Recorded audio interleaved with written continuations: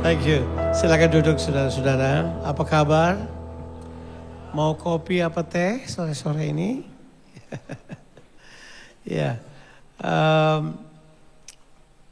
Ini kehormatan banget sih ini. Ya. Kali yang ketiga saya berkhotbah tapi percaya saya masih semangat. Semangat saya masih full.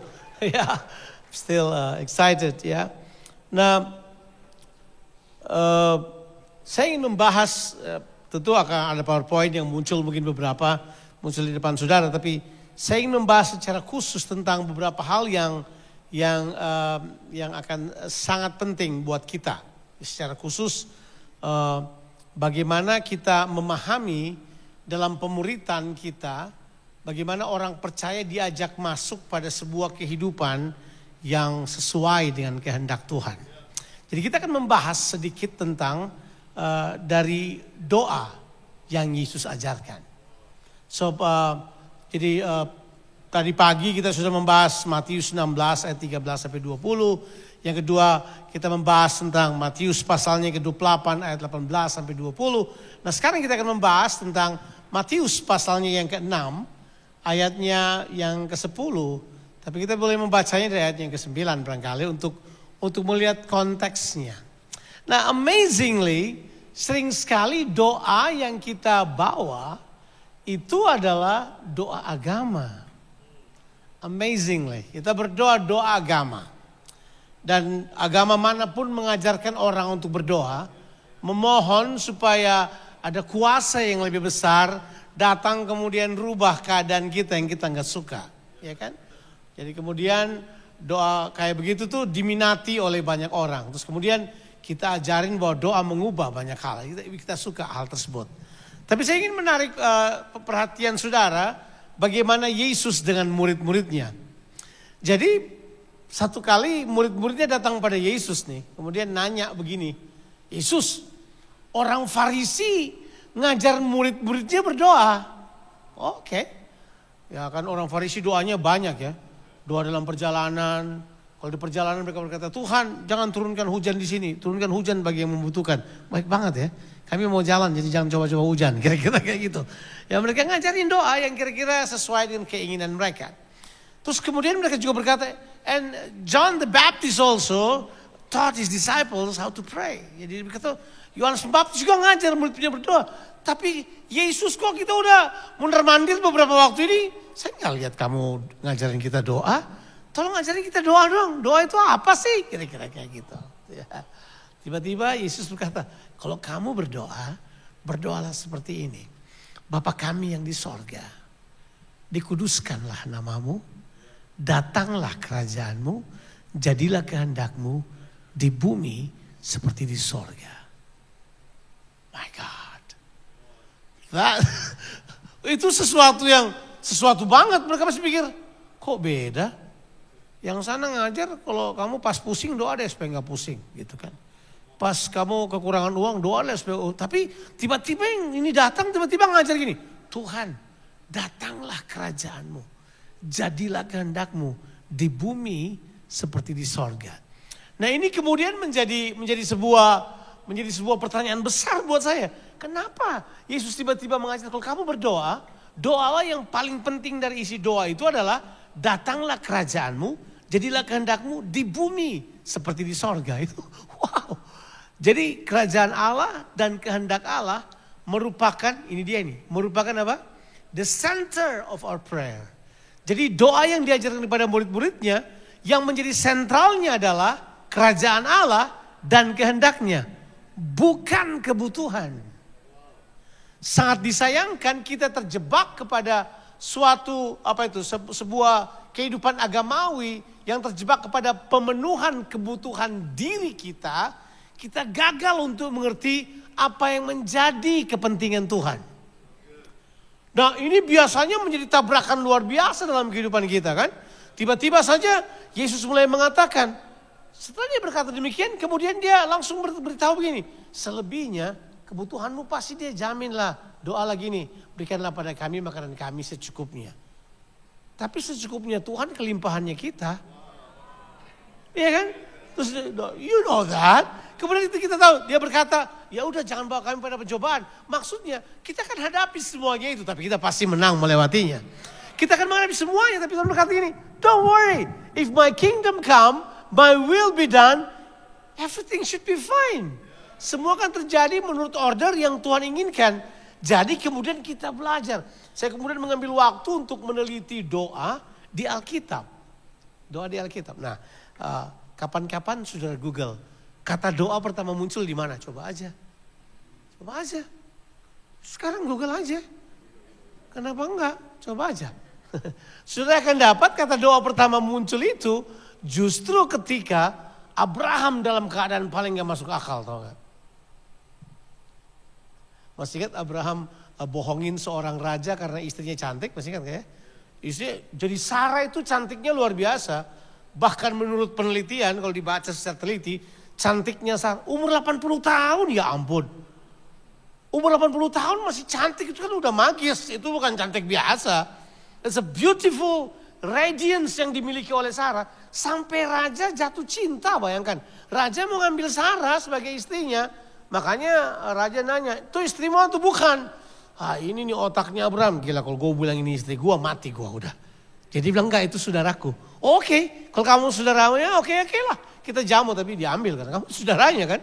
Sementara diambil tiba-tiba Tuhan datang. Bang, Tuhan datang pada Abimelek. Kemudian Tuhan berkata kepada Abimelek, pulangkan perempuan itu. Sebab kalau kamu enggak pulangin, saya bunuh kamu. Abimelek berkata, Tuhan, saya ini punya integritas. Dia kan bilang itu apa? Dia itu saudaranya, jadi saya ambil. Tuhan berkata enggak, pulangin istrinya. Terus kemudian biarkan dia berdoa untuk kamu.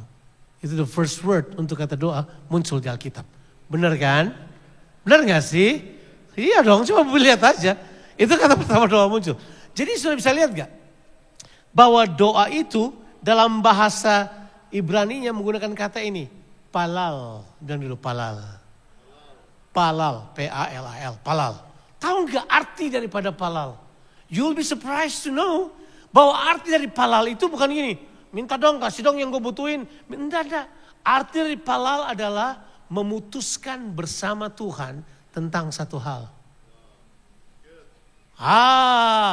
Berarti doa itu adalah sebuah, kata saya pakai ini. Doa itu adalah sebuah hak istimewa. It's a privilege on earth for the believers, for the disciples to decide with God apa yang bakal terjadi di dunia ini. Bayangkan itu doa. Jadi kita berdoa enggak gini, Tuhan minta doang, aduh Tuhan kasihan banget. Kasihan kita mau mampus Tuhan. Enggak. Doa itu gini, kita memutuskan bersama Tuhan. Coba saudara klik lagi. Doa syafaat atau intercession. Apa? Peristiwa apa yang muncul? Ayat pertama yang muncul adalah Abraham dengan Tuhan. Di pasal 18 kitab Kejadian. Ketika Tuhan mau hancurkan Jericho, masih ingat cerita itu? Tuhan mau hancurkan Jericho, tiba-tiba itu ceritanya lucu sih, tapi saya gak punya waktu untuk menceritakan. Tapi Tuhan datang bertiga katanya. Bertiga datang. Abraham baru ganti nama kan. Baru dari Abram jadi Abraham. Abraham lagi cari-cari angin depan kemah, tiba-tiba dia lihat ada 3 orang datang. Itu Abraham gak tahu kenapa langsung kenal itu Tuhan. Dia berdiri, itu inisiatif ya. Spiritual initiative. Murid musik itu tuh punya spiritual initiative. Jadi Abraham berdiri, dia lihat Tuhan datang, dia lari, dia sembah. Langsung kemudian Tuhan Abraham berkata tinggal dulu sebentar. Dia kemudian potong anak lembu. Kemudian dia bikin roti bundar. Saya pikir roti bundarnya segede ini. Tapi ternyata roti bundarnya segede ruangan ini kira-kira. Karena 19 kilogram. Roti bundar apa dibuat dari 19 kilogram roti itu? Gede banget roti itu. Kasih kemudian dia potong anak lembu yang terbaik. Sediakan, begitu selesai Tuhan makan. Terus kemudian Tuhan berkata ini, saya melanjutkan perjalanan. Saya dalam perjalanan mau hancurkan Sodom dan Gomora. Tiba-tiba Alkitab bilang begini. Sementara Tuhan berjalan, tiba-tiba Tuhan berhenti. Should I hide? Haruskah aku menyembunyikan apa yang aku perbuat pada Sodom dan Gomora kepada Abraham? Bukankah dia akan menjadi bangsa yang besar? Bukankah keturunannya akan memenuhi bumi ini? Enggak lah, aku cerita aja sama dia. Tuhan balik, kemudian Tuhan cerita sama Abraham. Abraham, gini, saya mau hancurin tuh Sodom dan Gomora. Jadi gini, saya akan hancurin mereka. Terus Abraham berkata, Kayaknya di situ ada saudara gua deh kayaknya. Bagaimana kalau ada orang benar di situ? Ya kalau ada orang benar saya enggak musnahin. Bagaimana kalau ada 50 orang benar? Enggak, saya enggak musnahin. Kalau 40? Ya enggak juga. Kalau 30? Ya enggak juga. Kalau 20? Ya enggak juga. Kalau 10? Ya enggak juga. Apa yang terjadi? Menurut cerita saudara kira-kira gimana? Menurut penilaian saudara, ketika orang Tuhan berkata kalau 50 gue enggak bunuh. Kalau 40? Ya gue juga enggak bunuh. Abraham tambah lagi. Kalau 30? Enggak juga. Maaf Tuhan, agak sungkan sih. Tapi kalau 20? Enggak juga. 10? Enggak juga. Kira-kira. Menurut saudara?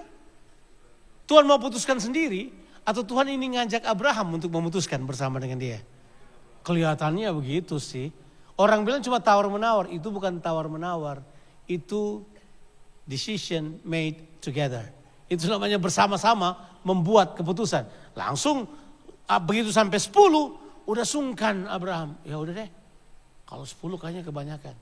Tapi kalau saya baca di Alkitab, seandainya dia turun sambil berkata gini, bagaimana kalau 1 aja? Menurut saudara? Tuhan juga pasti berkata enggak, 1 pun enggak.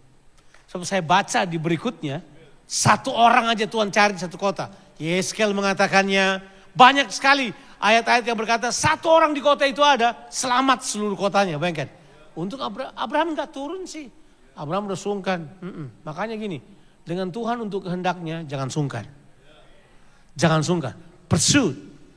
Waktu ada Abraham berhenti, ya udah, Tuhan berhenti juga. Mereka jalan ke Sodom. Di Sodom ada Lot, ada istrinya, ada anaknya 2 orang dengan pasangannya yang gak lebih 10 sih. Tapi ada orang benar. Kemudian kisahnya terjadi, gak seperti yang dibicarakan 10 orang. Akhirnya Tuhan hancurkan Sodom dan Gomora. Tapi ceritanya tetap sama. Sampai hari ini Tuhan mencari orang di mana dia berkata gini, can I make decision together with you guys? Jadi waktu dia berkata begini, datanglah kerajaanmu, jadilah kehendakmu. Dia sedang berkata begini, sekarang itu keputusannya tergantung kamu. Sebab kamu adalah penentu kehendak Allah berlangsung di muka bumi ini. Jadi kelihatannya lewat doa kita memutuskan apa yang Tuhan inginkan terjadi di muka bumi ini. Makanya dalam kehidupan doa kita, saudara bakal ketemu. Semakin kita bertemu dengan Tuhan, semakin kita bertumbuh di dalam Tuhan, sudah bukan keinginan kita yang penting lagi. Kehendak Allah jadi jauh lebih penting daripada kepentingan kita. Itulah yang disebut datanglah kerajaanmu, jadilah kehendakmu di bumi seperti di sorga. Waktu Yesus mencari murid-murid, dia langsung train mereka tentang pemahaman mengikuti Yesus. Masih ingat di dalam Lukas 9 ayat 23 dan seterusnya. Ketika orang bertanya, mengikuti Yesus itu bagaimana? Dia bilang, kalau kamu mengikut aku, sangkal dirimu, pikul salibmu. Dan ikutlah aku. Itu bukan hal yang sepele. Kita pikir itu soal agama, nanti susah. Seperti kita nonton film Shaolin gitu. Kekristenan bukan Shaolin, bukan. Soal latihan susah-susah. Enggak kekristenan begitu. Kekristenan itu enggak ada urusannya soal latihan susah-susah. Kekristenan itu begini, mati bagi dirimu. Gitu. Supaya yang hidup adalah kehendak Allah. Sebab ini masalah kehendak Tuhan kok. The kingdom of God is not about fancy light. Bukan. Kerajaan Allah tentang kehendaknya. Bukan kehendak kita lagi. Kehendak Allah adalah tentang kerajaan Allah adalah tentang kehendaknya. Makanya di mana ada kerajaan Allah, di situ kehendaknya terlaksana. Di mana kehendaknya terlaksana, di situ kerajaan Allah datang. Jadi sebenarnya strive kita, perjuangan kita, apa yang harus kita kerjakan sebenarnya adalah kehendak Allah dinyatakan lewat kehidupan kita. Jadi doanya harus seperti itu. Orang suka tanya pada kita, doa seperti apa sih yang dikabulkan Tuhan? Para pendoa sudah tahu ayat ini. Ayat ini bukan ayat yang baru. 1 Yohanes 5 ayat 13 dan 14 katakan kepada kita. Saya nak kasih ayat ini, maafkan karena ini tiba-tiba aja saya tiba-tiba pikirin. Itu ditulis dengan jelas. Kita punya keberanian bahwa doa-doa kita pasti dijawab oleh Tuhan. Kalau doa kita sesuai dengan kehendaknya. Kalau tidak sesuai dengan kehendak Tuhan, itu namanya mencobai Tuhan. Makanya tempting Christ menurut 1 Korintus pasalnya yang ke-10, ayatnya yang mungkin ayat 7 dan 8, mencobai Kristus itu adalah dosa yang mematikan. Apa artinya mencobai Tuhan? Mencobai Tuhan adalah dengan sengaja meminta pada Tuhan untuk melakukan hal-hal yang bertentangan dengan kehendaknya. Di pelajaran pria sejati kita diajar bahwa kalau ada seorang suami yang berselingkuh di kantornya, kemudian hari Minggu datang bersama istrinya, kemudian datang dan berkata, Tuhan berkatilah keluarga kami. Itu tempting Christ. Dia sudah hidup bertentangan dengan Tuhan, tapi dia minta Tuhan memberkati apa yang Tuhan tidak sukai. Bayangin. Itu seperti saudara piting Tuhan dari belakang, itu apa sih? Pelintir tangannya Tuhan sambil berkata, hey do something. Doa enggak kayak begitu saudara. Doa itu justru begini, saudara menemukan kehendak Tuhan. Saudara kemudian dengan sukacita mendapatkan kehendak Tuhan. Dan saudara cemplungkan diri saudara masuk di dalamnya. Saya bertobat umur 16 tahun. Umur saya sekarang ya baru 40 tahun lebih lah. Dah. Umur saya 57. Sudah mau 58 sebentar lagi. Masih muda, very young kan, gak kelihatan baru. Ya kecuali rambutnya yang sudah mulai menghilang. Rambut saya gak memutih, rambut saya menghilang, percayalah. Ya, jadi ya selama 41 tahun begitu saya bertobat, saya terlibat dalam pelayanan langsung. Diceburin dalam pelayanan dan kemudian saya berkhotbah dari umur 16 tahun. Jadi saya sudah berkhotbah menjadi marketing kerajaan Allah udah 41 tahun sekarang hari ini. Saya marketing kerajaan Allah, saya tidak pernah lupa bahwa itu adalah pekerjaan yang paling luar biasa. Nah ini yang saya temukan. Satu kali saya restless banget karena waktu kita masih muda, kita pikir kita mau bangun pelayanan kan. Kita pikir mau bangun pelayanan, wah yuk kita bangun pelayanan yuk. Kita bangun pelayanan yang bagus, kita persiapkan, undangan yang terima kita atur, jadwal kita atur. Satu kali saya sedang berdoa di kamar saya, hati saya nggak nyaman sekali. Saya bilang, Tuhan saya mesti bagaimana sih. Ya udah, hari itu seperti ya hati nggak tenang. Tiba-tiba ada buku ayah saya yang udah lama sekali. Saya dapat bukunya gitu. Kemudian saya tarik bukunya. Judul bukunya adalah God Chosen Fast. Puasa yang dikehendaki oleh Tuhan. Wah, saya dapat buku itu, saya baca. Di tengah-tengah bacaan itu tiba-tiba muncul sebuah kata yang luar biasa. Kata itu berkata begini, kalau mau hidupmu berarti di dunia ini, temukan kehendak Tuhan pada generasimu. Kalau kamu sudah temukan kehendak Tuhan pada generasimu, serahkan dirimu untuk melayani kehendak Tuhan tersebut. Itu seperti kata itu lompat keluar dari dan ayat yang dipakai adalah lalu Daud melayani kehendak Allah pada zamannya, baru dia mati.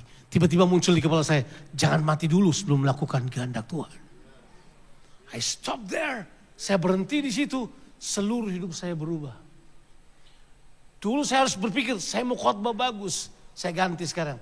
Saya mau berkhotbah sesuai kehendak Tuhan. Dulu saya pikir, saya harus hidup, harus berusaha jadi baik. Enggak. Saya mau hidup seperti kehendak Tuhan mau.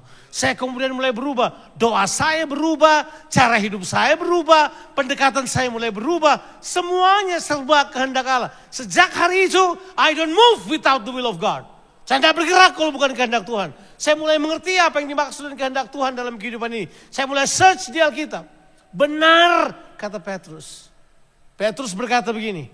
Yang pertama kalau kamu mau kalahkan dosa adalah perlengkapi pikiranmu dengan pikiran Kristus.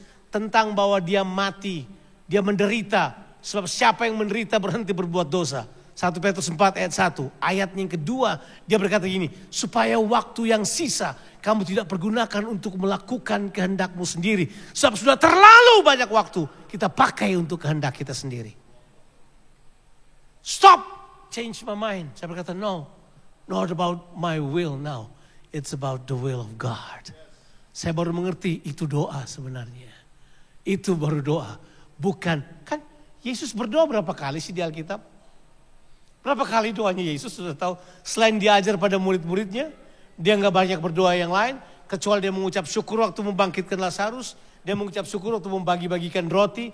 Dan yang paling parah dari semua doanya adalah Yohanes pasalnya yang ke-17 yang tercatat rapi sebagai doa pertanggungan jawab. Tapi doa Yesus yang paling kritikal adalah di Getsemani. You all know. Dia berdoa 3 kali. And it's the same word. Bukan kehendakku. Tapi kehendakmu. Bukan kehendakku. Tapi kehendakmu. Bukan kehendakku. Tapi kehendakmu. Dia siap pergi ke salib. Dia mati karena kehendak Bapa di sorga. Karena kehendak Allah itu yang paling utama. Di dalam pemuritan menentukan apa itu establish kehendak Allah dalam kehidupan kita. Itu adalah kurikulum paling utama.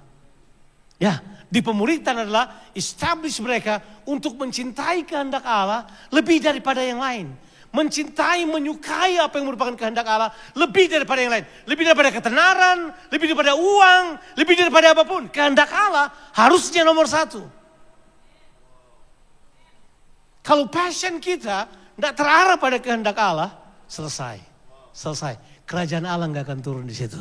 Sebab kerajaan Allah hanya datang ketika kehendaknya terlaksana di muka bumi ini. In closing. Saudara yakin Yesus mau datang segera? Jadi kita adalah jemaat yang menanti kedatangan Tuhan. Tapi saudara pernah tanya enggak dari sisinya Tuhan? Pernah enggak tanya? Tuhan gimana? Kita sih nunggu Tuhan datang. Tahu enggak Tuhan jawab dari surga? Gua sih nunggu kamu. Jadi tentang kedatangan Tuhan sebenarnya, siapa menunggu siapa? You okay? You okay with that? Oke. Kita buka Alkitab yuk. Ini enggak ada di catatan lagi, ini berat sekali. Kasihan banget yang di bagian multimedia. Sebentar saya kasih ayatnya, yakin saya. Sebentar. Tapi ini saudara boleh buka di Alkitab saudara. Saya juga mau buka di sini. Di dalam kitab Ibrani pasalnya yang ke-10, ayatnya yang ke-12 dan 13. Coba kita baca ayat tersebut. Ibrani pasalnya ke-10. Tahu kitab Ibrani ya? Pokoknya cari sesudah kitab Kejadian aja, itu ada di daerah situ ya. Jangan cari di tempat-tempat yang lain. Ya. Nah, Ibrani pasalnya ke-10 ayat 12. Ayat ini bercerita tentang Yesus. Now, I want you to think twice. Siapa percaya bahwa Yesus saat ini duduk di sebelah kanan Allah Bapa? Right? Ibrani juga yang bilang itu. Nah, mari kita baca ayatnya. Everybody ready? Saya membacakan kepada saudara. Tetapi ia, Yesus, setelah mempersembahkan hanya satu korban saja karena dosa, ia duduk untuk selama-lamanya di sebelah kanan Allah. Ayat 13. Dan sekarang ia hanya menantikan saatnya di mana semua musuh-musuhnya akan dijadikan tumpuan kakinya. Oke, jadi katanya gini, Yesus naik ke sorga, duduk di sebelah kanan Allah. Terus dia tidak kemana-mana. Dia hanya menantikan sampai semua musuhnya ditaklukkan di bawah kakinya. Ini kan ide, betul ya? Ini kan ide Paulin sebenarnya. Ini ide Rasul Paulus sebenarnya. Paulus yang berkata, Yesus adalah kepala, jemaat adalah tubuhnya. Jadi kepalanya kita ada di sorga, tubuhnya ada di bumi. Jadi jemaat itu adalah kakinya. Saudara dan saya adalah kakinya. Jadi Yesus lagi tunggu di bumi ini, semua musuhnya ditaklukkan di bumi ini. Oleh siapa? Yesus datang lagi. Oleh siapa? Oleh kita. Dan saudara saya, masa sih?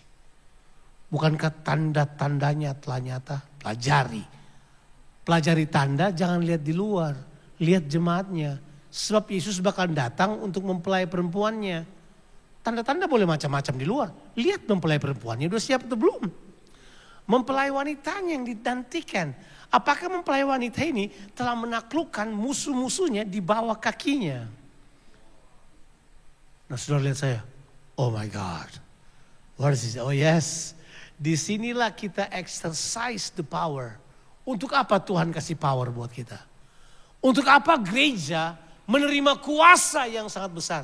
Untuk apa gereja bukan cuma punya exousia, tapi dia punya dunamos turun atas dirinya. Untuk apa? Supaya gereja menaklukkan semua musuh-musuhnya. Waktu itu terjadi dan dia datang. Tahu nggak ayat ini dikutip dari mana? Ayat ini dikutip dari Mazmur 110. Mazmur 110 ayat 1 adalah ayat yang terbanyak dikutip di Perjanjian Baru. 9 kali dikutip. Ayat yang sama dikutip 9 kali. Itu ayat terbanyak yang dikutip di Perjanjian Lama, ditulis di Perjanjian Baru. Salah satunya Ibrani 10. Hal yang lain adalah kitab Kisah Rasul pasalnya yang kedua ayat 32 yang berkata bahwa Yesus akan tetap tinggal di sorga sampai pemulihan segala sesuatu. Semuanya dikutip dari Mazmur 110. Pernah tahu Mazmur 110 ayat 1 itu ayat apa? Itu adalah ayat penobatan imam dan raja. Dan itu ayat hanya dinubuatkan untuk Yesus. Itu hanya dinubuatkan untuk Yesus. Justru di ayat itu adalah ayat yang paling mengejutkan. Kalau agama lain dengar ini mereka lebih marah lagi. Sebab di situ terjadi percakapan antara Jehovah dan Adonai. Atau Jehovah sama Elohim terjadi di situ. Ya baca aja. Lalu Tuhan berbicara kepada Allah. Lo bayangkan kayak gitu bunyinya. Ya itu tertulis di Alkitab. Di situ dia bilang, aku akan membuat kau duduk di sebelah kananmu. Sampai kubuat segala musuh-musuhmu menjadi tumpuan kakimu. Itu ayatnya. Kalau sudah perhatikan baik-baik ayat tersebut. Berarti memang nubuatan mesianis terhadap Yesus bukan hanya untuk Yesus. Tapi terhadap tubuhnya. Yaitu orang-orang kudus. Wow, saudara, pemuritan itu adalah mempersiapkan umat Tuhan. Mempersiapkan murid-murid Tuhan untuk memiliki mentalitas kerajaan untuk memerintah bersama dengan dia. Kita dilatih untuk memerintah. Sekali lagi, memerintah itu, nah ini kita punya konsep pemerintahan itu adalah konsep kejatuhan. Jadi kita pikir pemerintahan itu kita perintah orang-orang berdosa. Sampai ada seorang yang dibilang teolog pernah berkata, dia nggak tahu dia teologi, menurut saya dia lebih cocok jadi budayawan aja lah jadi teolog. Karena dia bilang begini, nanti di sorga ada orang berdosa katanya. Supaya apa? Supaya perintah oleh orang kudus. Konsepnya nggak jelas. Pemerintahan yang Tuhan maksudkan bukan manusia memerintah manusia yang lain. Tapi konsep pemerintahan dari Tuhan justru manusia melayani yang lain. Manusia mengeluarkan semua yang terbaik yang Tuhan taruh dalam dirinya untuk melayani kepentingan orang lain. Imagine kalau setiap kita mengerti bahwa Tuhan menginvestasikan karunia, kebaikan, berkat dalam diri kita. Dan kita pakai itu untuk mensejahterakan orang lain. Bangsa kita sejahtera. Yakin saya. Yes. Kenapa? Coba dengar saya baik. Yesus yang mendefinisikan statement ini. Waktu dia datang. Waktu murid-muridnya mau pilih mana duduk sebelah kanan, mana duduk sebelah kiri. Yesus berkata begini. Barang siapa mau melayani, dia harus menjadi pelayan bagi sebab berapa menjadi pemimpin, dia harus menjadi pelayan bagi semuanya. Barang siapa menjadi utama, dia harus menjadi hamba bagi semuanya. Sebab aku datang bukan untuk dilayani, tapi untuk melayani. Tahu dia jawab itu untuk menyatakan apa? Kepemimpinan dunia, pemerintahan dunia, dan pemerintahan kerajaan berbeda. Pemerintahan dunia, Yesus katakan, bangsa-bangsa menjalankan kekuasaan dengan keras atas mereka yang dipimpin mereka secara dengan tangan besi. Jadi saya sedang mengutip Markus 10 ayat 41, 42 dan seterusnya. Tapi Yesus berkata, tidak demikian dengan kamu. Barang siapa mau jadi yang terbesar, dia harus menjadi hamba bagi semuanya. Barang siapa menjadi pemimpin, dia harus menjadi pelayan bagi semuanya. Itu yang disebut dengan apa? Kita memerintah orang lain dengan menyatakan pelayanan, penata layanan, pengelolaan. Saya setelah menemukan arti waktu Tuhan berkata gini, baiklah kita menjadikan manusia segambar dengan kita supaya mereka apa? Berkuasa. Kata berkuasa itu punya dua arti. Government and governance. Governance itu tata kelola. Kita memakai semua yang kita miliki untuk melayani kehendak Allah di muka bumi ini. Supaya orang lain disejahterakan. Pemuritan adalah mendahulukan kehendak Allah. Tuhan Yesus memberkati kita sekalian. God bless you.